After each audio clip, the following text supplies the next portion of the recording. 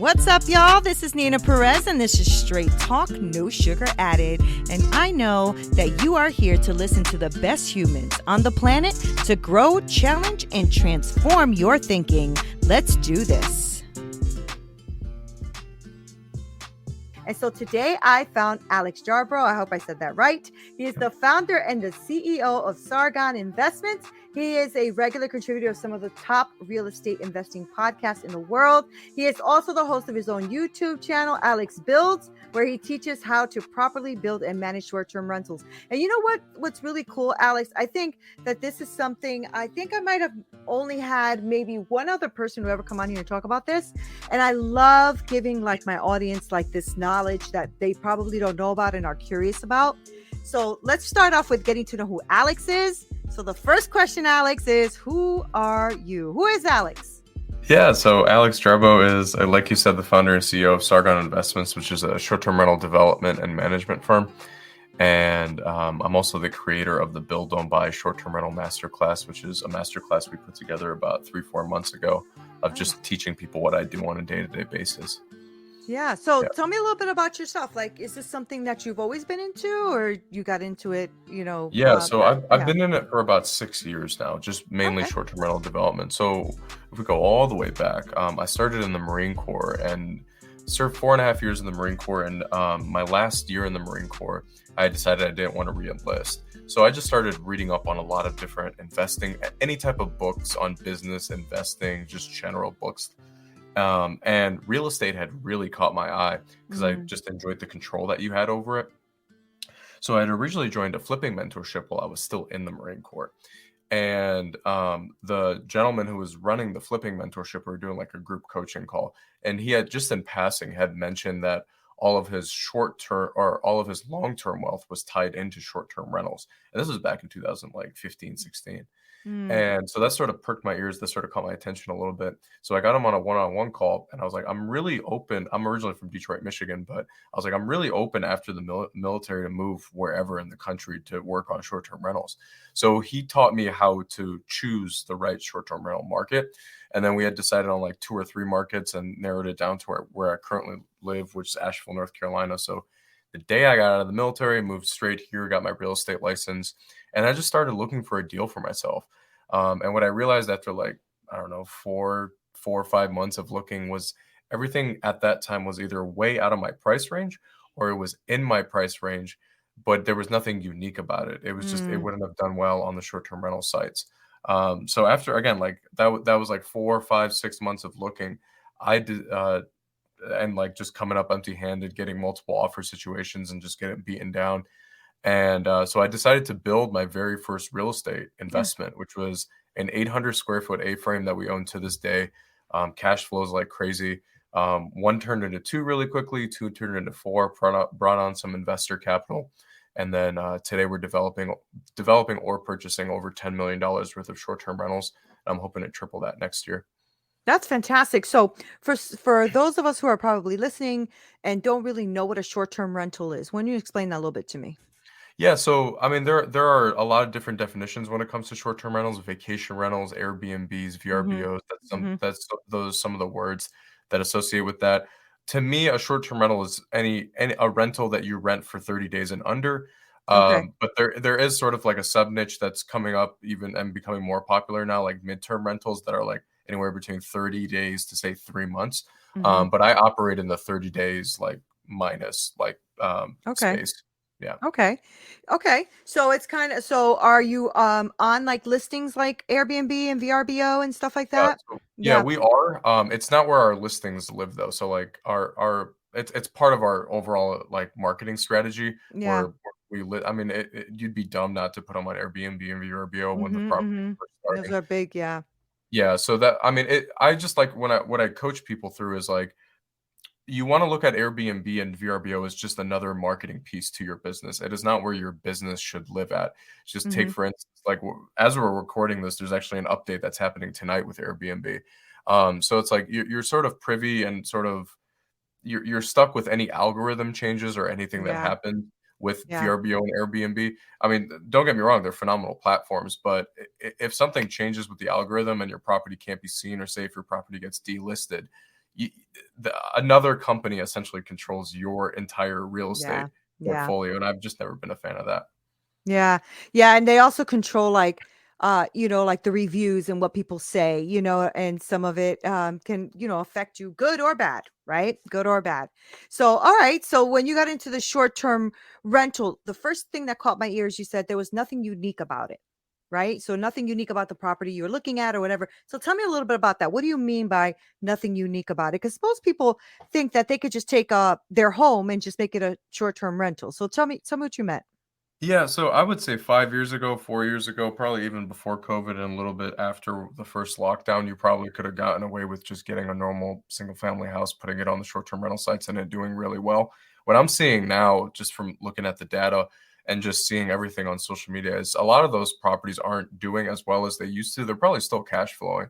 But the way we've always developed properties is developing unique, I like to say Instagrammable properties, properties that Yeah. people would be proud to put on their social media. They're in a little bit more rural setting, which is completely fine, anywhere between 15 to 25 minutes from downtown. But you want something unique, and every area is going to be different. Here in the mountains, A-frames, log cabins, we're Mm, playing around with like adult tree houses, cottages, yeah, chalets tend to that's do really cool.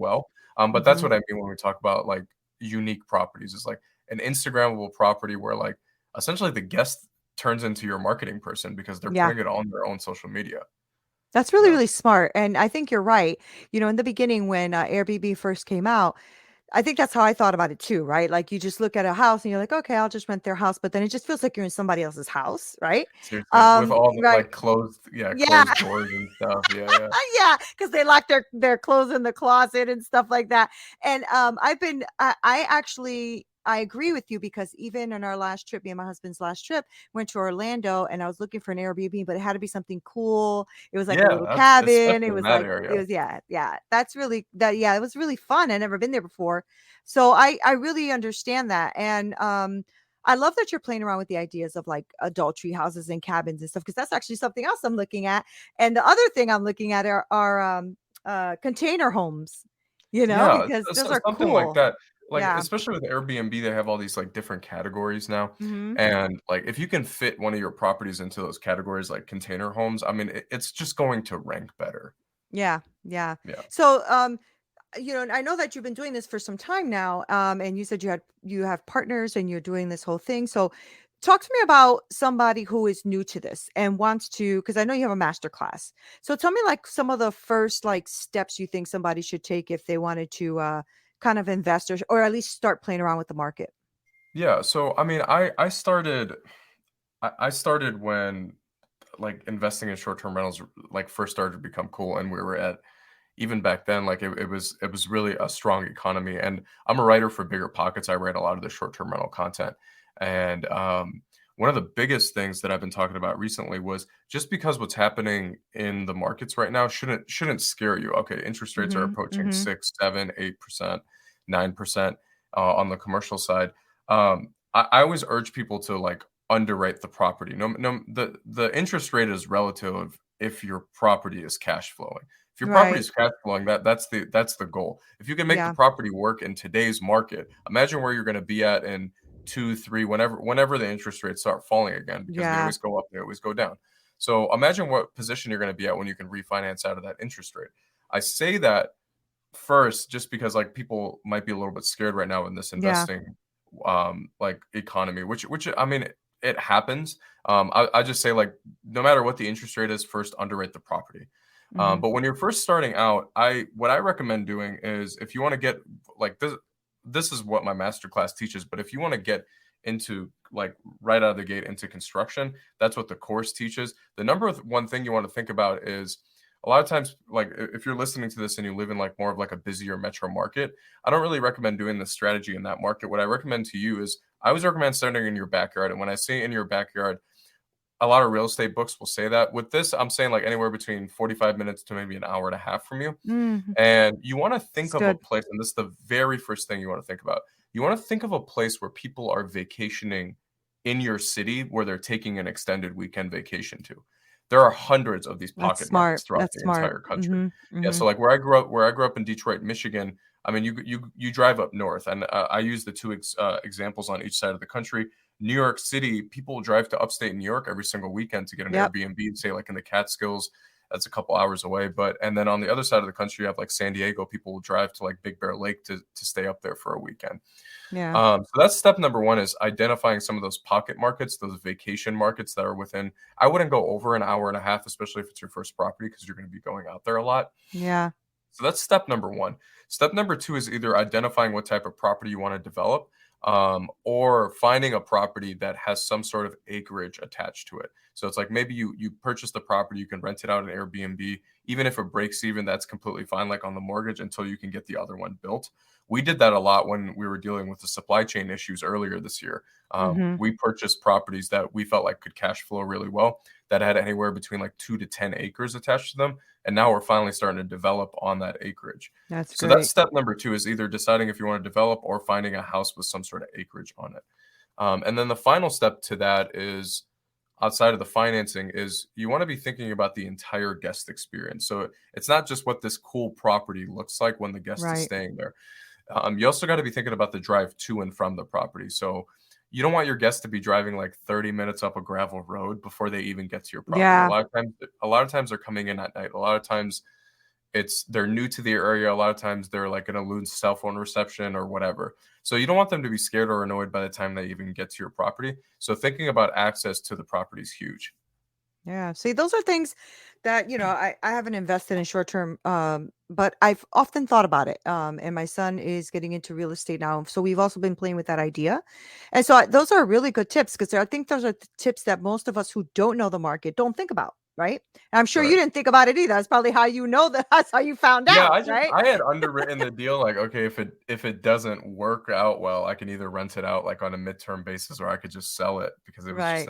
I feel like anybody would have wanted to live in that.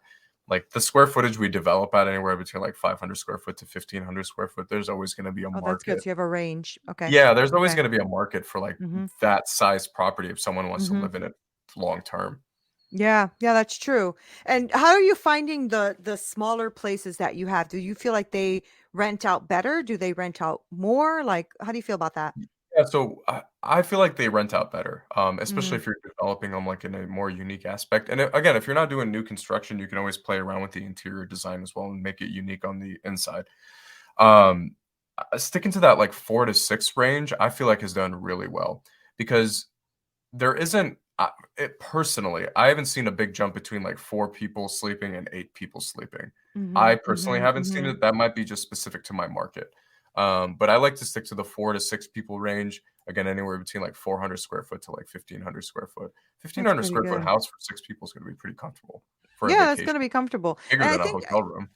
yeah, oh, for sure. I definitely look at Airbnbs now before I ever look at a hotel room, to be honest. Yeah. I just think it feels more like you're just really on a home away from home. Yeah. So I think that what And you're there doing is, has been some yeah, like bad press with Airbnb and stuff, and they are working on that. Like again, the update, as we're recording this, the update tonight is going to be tackling some of those like bad social media posts about cleaning fees and other yeah, fees and stuff. That they're working on that for sure. They're just yeah. working out the bugs right now. Yeah, I mean, that's every business, right? You're gonna have your good, you're gonna have your bad. So, Kat, can I ask you something about the pandemic and all of that? Can I Yeah, ask you how that absolutely. affected you? How did you find that for you? Did you find your business go up? Did you find your business stayed even? How did you find that? Yeah, so I mean, I mean, after the first lockdown, so we were locked down for like 2.5 months here.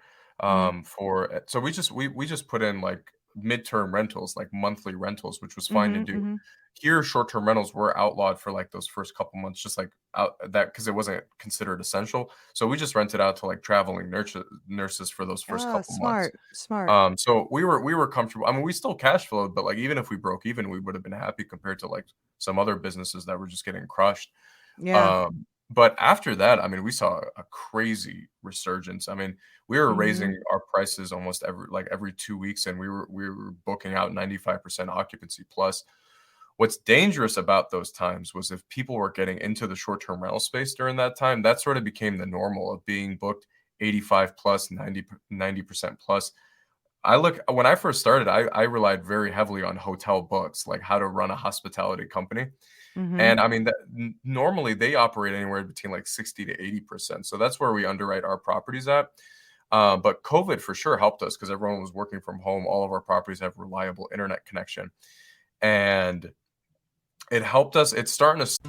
Hey there, my amazing community of straight talkers. I just wanted to give a quick announcement because I wanted to introduce you to a transformative life coaching program that I have made exclusively for women. I want them to break free from shame and embrace their true potential so that they can build that life and business that they have always wanted. Now, our transformational coaching will guide you, we will help you, we will uncover your passion, your goals, and will develop your roadmap to success. Visit me at neenaperez.com and you can join an amazing community of women that are on the same trajectory as you, because I want you to create that life and business you deserve and transcend that shame and unwanted behaviors. So don't wait any longer. Visit neenaperez.com and let's embark on this journey together. Now back to the show. Slow down for sure now, but that's because people are returning to work right now.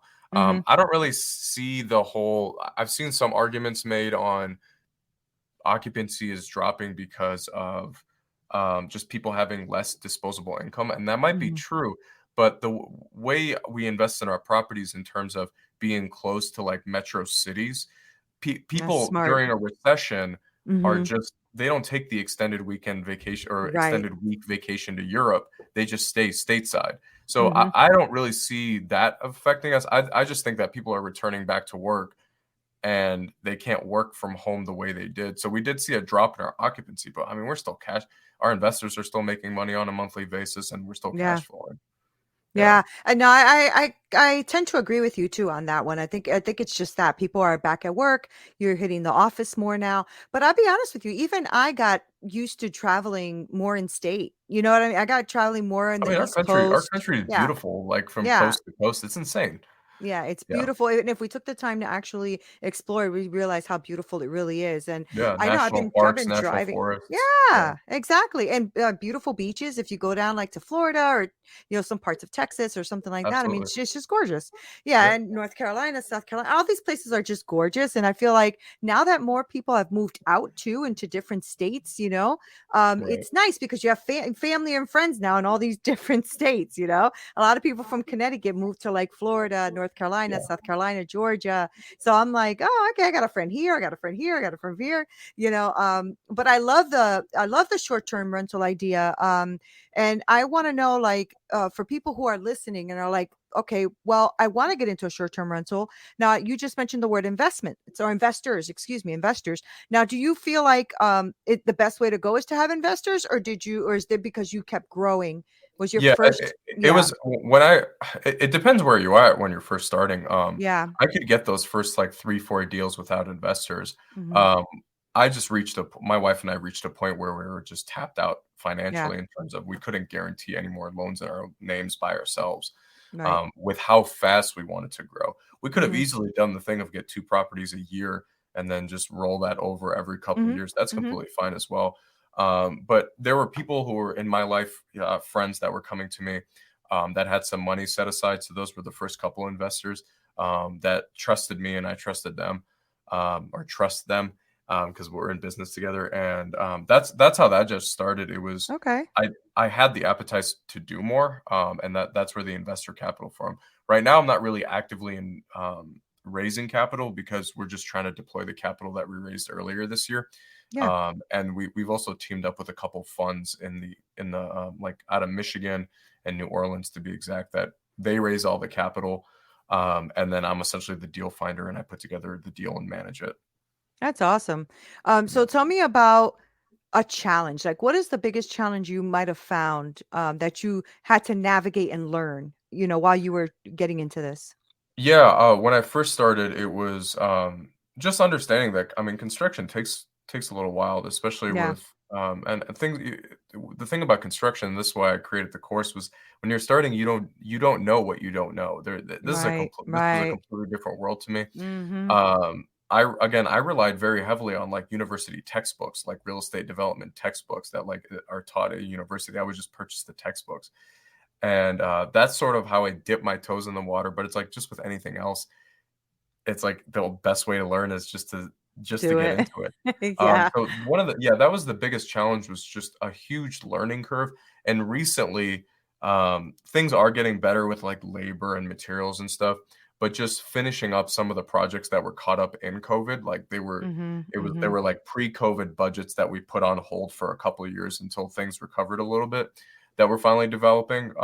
And that's been the biggest challenge, is sort of just balancing numbers just to finish those Yeah. projects out. Yeah. Currently, like with getting like as long as I'm underwriting the properties at today's interest rates and today's costs, I'm completely comfortable as long as they're cash flowing again. But like Right. what was very difficult was dealing with budgets that were done prior to COVID. We got the loan like right when COVID happened.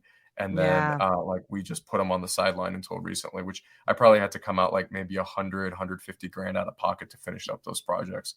Yeah, Yeah. yeah, because the price of lumber and everything went up. Yeah. Oh Like my gosh, quadruple, exponentially. 5x. Yeah, it was Yeah. Yeah. crazy. Yeah, it's crazy. My husband is in construction. He builds and refinishes homes and stuff like that. And he was like, I can't, yeah, these Oh, prices are it was crazy. I literally like to build a small deck was like 5 grand. It was crazy. Yeah, Yeah, yeah. that's what he said. That's what his customers were saying. They were like, Yeah, "Why yeah. are you overcharging us?" He's like, "I'm not. I'm You're like, literally just charging you here's the material." breakdown. Here, Yeah, yeah. yeah, Well, that's how I felt. I was yeah. asking, I felt like 30 grand for decks for how big those were was craziness. Right. But it's like, I'm thinking about like two specific properties, but like I literally asked for like breakdowns, like costs, labor, and it was, Yeah. they were right. Yeah, it was crazy. Yeah, Yeah. his customers did the same. I totally get that. So let me ask you about your very first property. Like, how long do you feel like, or do you remember that it took you to start seeing cash flow for that property? Yeah, I mean, it was in the first 2 months, Oh for wow. sure. Yeah, So yeah, you picked no, a good spot. You picked a good spot. yeah, we not yeah, I'm not gonna say lucky, but we definitely did get lucky with the land, that we purchased. It was beautiful, 4 acres on the side of a mountain, so it's got beautiful Oh, mountain, like, nice. winter Yeah. views. It's wooded in the summer, but beautiful. Honestly, this time of the year is the prettiest time of the year, out there in the winter. But yeah, the first property, cash flowed relatively quickly, because the Good. mortgage was only turnkey to purchase that property and build it prior to COVID. It was 250 grand with furnishing it. I probably put about 40 grand out of my own money into that project, just like money that I'd saved up, and borrowed from other people.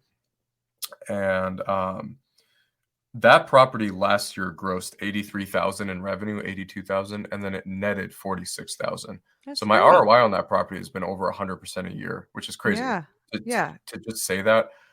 If you want to discount those numbers by like 25, 40%, 25 to 30%, I mean, those are still crazy numbers. Yeah, I that's mean, good. I think the mortgage payment on that specific property is like 12. This is after a cash out refinance too. It's about $1,200 a month, and it cash flows anywhere between like, or it grosses anywhere between 5 to 8,000 a month. That's So great. yeah, Yeah. it cash flowed relatively quickly. That's good. And that's probably what became addicting, right, Alex? You were like, "Oh, Yeah. Snooki now. Oh yeah. We I got mean, something." we did the math. We're like, I mean, we only need 3 properties to essentially retire. So that's what when I say Yeah, retire, I'll always be doing what I do because I enjoy it. But right. in terms Because of you enjoy it, stepping yeah. away from what we were working on full time, like working, and working on this, yeah, it was definitely addicting for sure. Yeah, for sure. Like I'm just trying to like think of all of that and like how you would get into the property and then how you would know the experience of the person. Did you actually put yourself through it? Like did you and your wife actually go to the property and stay at the property and see what Oh, was yeah, yeah, missing and all of yeah, that? that's Yeah, I had my builder's family stay at the property. that's good. Yeah, yeah. Yeah, yeah, Give so you feedback, that's right? yeah, absolutely, and, like, Yeah, constructive criticism, like, no, right. like, don't be nice to me, like, tell me what's wrong with it, you're my friend, you built it. Right. So yeah, for sure. We stayed in it. We were the first guests to stay in it. We had some friends come into town that were like, "Hey, go." It was just perfect timing. We're like, "Just go over there and stay in it. Tell me what's wrong with it." And as we've grown, I mean, we've done that with almost every single one of our properties Oh, that good. we That's yeah, yeah, we good. stayed in every single one of them. I bring a notebook with me. I'll videotape everything. If I don't want to write everything down. And then when I get back to my office after we're done with the stay, like I'll write out everything. It's one of those things where like when you're setting it up, you're not realizing it, but like some things Mhm. might feel awkward in the property that Yeah. like, oh, the kitchen needs this because I just thought of it, but I couldn't find it, or blah blah blah blah blah. Like that's where like that's what differentiates, I would say, like the top 50% of people and then like the top 10% of people is those little things, because you have like 20, 30 little things add up really quickly. They do. And I think one of the best things to do is to have like maybe this is just my way of doing things, but like for instance, I stayed at, like I said to you, at that Airbnb, really cute cottage out in Orlando. And there was a couple things I saw that I was like, but what I did was I sent them a private message. I don't Yeah, believe in absolutely. like And bashing we ask for people that with in that. yeah, Yeah. we ask for that in the guest Yeah. review. Like, well, after they check out, we if they actually did have a bad stay, we like to get in front of it with a message that we send out Yeah. automatically. But it's essentially that. It's like, if you would change anything about the property, let us know. And I Yeah. mean, I would say most of the things after we stayed in the property that we didn't find out, most of the properties that, or most of the things that are in all of our properties now have come from guest recommendations. That's Because if awesome. one guest finds it awkward in a specific property, it Mhm. probably applies to all the rest of the properties. Yeah, that's Yeah. actually a really good tip too, Alex, because that's what jogged me to do that privately with him, because he sent me a private message and I was able to say, hey, A and B, that all the think that's the only thing you really need to like kind of look at. But I love the property and I gave him a 5-star review because it was a nice place. And I Yeah, think that people like you who are working really hard to try to have this experience, right? And that people like me who want to have a good experience, if we can treat each other like human beings and kind of like feedback off of each other and help each other through that journey. I mean, it's that's a win-win, right? So, absolutely. tell me about a little bit about how who's listening right now can get into your masterclass, into your program, like connect with you, all of that, because I think, I don't think I know that what you're doing is super cool, and I know a lot of people that would be very interested in that. So, tell us Yeah, about that. absolutely. And like I said originally, like, you only need two or three of these properties to to net six figures. I would say three Right, properties to net six figures. right. That's So I awesome. mean, it's not that much if you're thinking like, okay, I want to quit my job in a year or two, say 2 years. I mean, you can, we did that. Well, like we Mm-hmm. did that Mm-hmm. relatively easily, with just three properties. But for anyone who's interested in the course, the master class, I essentially sat down and put together the course that I wish I had when I first started. Because if I Mm-hmm. would have had this course when I first started, I probably would have saved 100, $200,000 at this point with just mistakes and stuff. So that's at my personal website, which is alexjarbo.com. I'm sure it's going to be in the show notes somewhere. Yeah. But you guys can just click the masterclass button and it'll take you to the course and where to purchase it. Awesome. Yeah. Awesome. And so the course is going to take them through that journey you told us about with like building a property and Yeah, learning the everything. strategic. Okay. It's 120 videos. Oh wow, There's it's a a lot. 65-page workbook that we put together.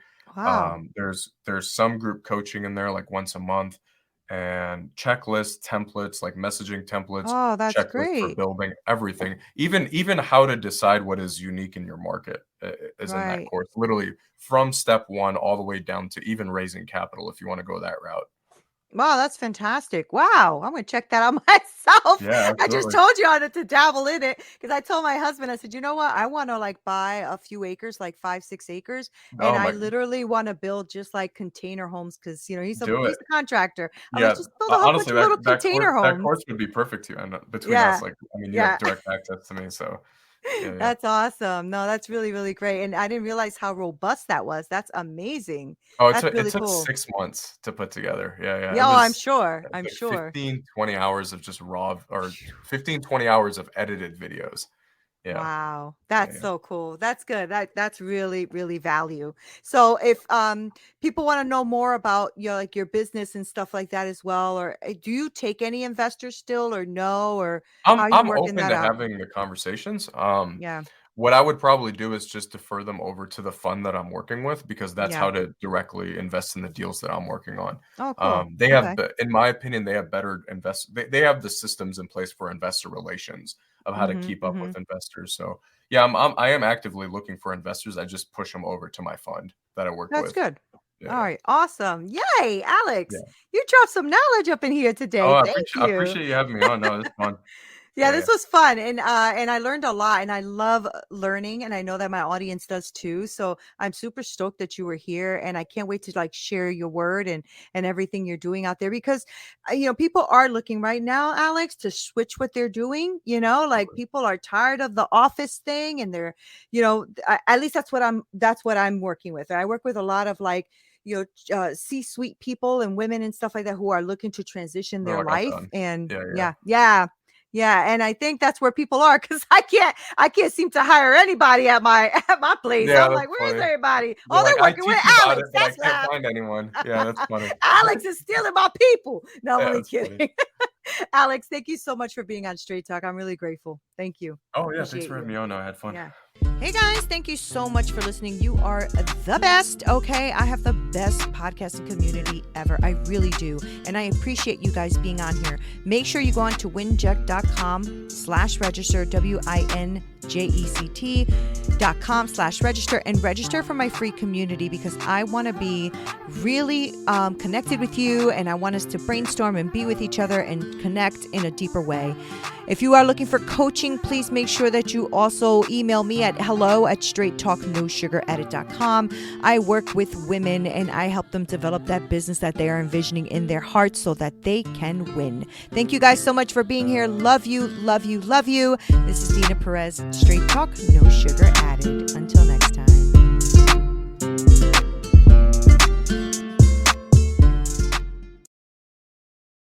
When it comes to transportation for your business, low-quality suppliers can leave you disappointed. Here at LCG Logistics, we can service all of your logistics needs. Servicing 48 states and Canada, at LCG Logistics, we pride ourselves on competitive prices, dedicated fleet service, and on-time delivery. We are small enough to care and large enough to do the job properly. Call us at 614-272-4052. LCG Logistics, your single-source transportation supplier. Israel is 5,690 miles away from the U.S., 11 hours by plane. Hate travels faster. In a comment, in a post, in a second. Jewish hate is up 388% in the U.S. Black hate, Muslim hate, and Asian hate are up too. When one hate rises, they all do. Let's stand up to all hate together. Share and wear the blue square from standuptojewishhate.org.